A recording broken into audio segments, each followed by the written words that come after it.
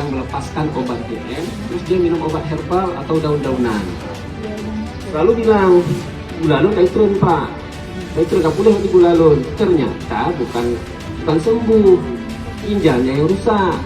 Nah, obat-obat yang dia minum, obat tradisional itu sama obat herbal itu bikin dia gagal ginjal. Kalau orang gagal ginjal, gulanya pasti turun.